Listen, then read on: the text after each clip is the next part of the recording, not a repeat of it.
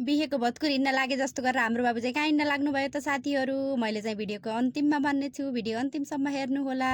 Hello अनि नमस्ते सबैजनामा, सबैजना सन्चै हुनुहुन्छ होला। यो चाहिँ मेरो फर्स्ट मिनी ब्लग। आज चाहिँ हाम्रो छिमेकी आन्टीको धान काट्न लागेको, कसैले काट्ने कसैले ओसार्ने कसैले ठटाउने गर्दैछौँ साथीहरू। हामी चाहिँ बिहानै उठेर आएको नि त, त्यही भएर चिया नास्ता खान लाग्यौँ। चिया नास्ता खाँदा खाँदै हामीले लिएको ब्रेड चाहिँ डेट एक्सपायर भएको रहेछ कि सानो भाइलाई लिन पठाएको यस्तो दिएछन्, पसलले फसाएछन् साथीहरू। चकचके बानी कहिले नजाने साथीहरू। हामी चाहिँ चिया नास्ता खाएर फेरि काट्न ठटाउन लाग्यौँ।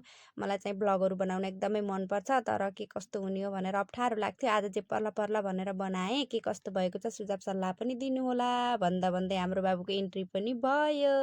अनि हाम्रो बाबु चाहिँ भत्कुरिने जस्तो गरेर कहाँ हिँड्न लाग्नु भएको भन्दाखेरि हामीलाई चाहिँ खाना बनाएर खाना ल्याइदिएर आउनुभएको छ। अनि मैले भिडियो बनाउँछु भन्दाखेरि लजाउनु भयो। आन्टीको खेत चाहिँ अलिक टाढा छ नि त, त्यही भएर खाना बनाएर लिएर आउनुभएको छ। बाबुले चाहिँ दाल भात अनि पानी सब्जी गराएर हामीलाई खाना बनाएर ल्याइदिएर आउनुभएको छ। हामीले पनि हात सात धोयौँ र खानाको लागि रेडी भयौँ। आन्टीले चाहिँ हामीलाई पालै पालो खाना दिनुभयो। खाना चाहिँ बाबुले एकदम मिठो बनाएर ल्याउनु भएको छ। यसरी दुःख गरेर पसिना बगाएर खाना खाँदा चाहिँ एकदम मिठो हुन्छ अनि रमाइलो पनि हुन्छ। खाना खाँदै मलाई चाहिँ थोरै खाना धेरै भयो अनि मैले चाहिँ खेतको आलीमा लगेर राखिदिएँ के चराचुरुङ्गीले खान्छन् भनेर। अनि हामीले धान काटेर ठटाएर सक्यौँ। अब हामी उठाएर धान लगेर घर जान्छौँ। आजको लागि यति नै। नेक्स्ट भिडियोमा भेटौँला। By by.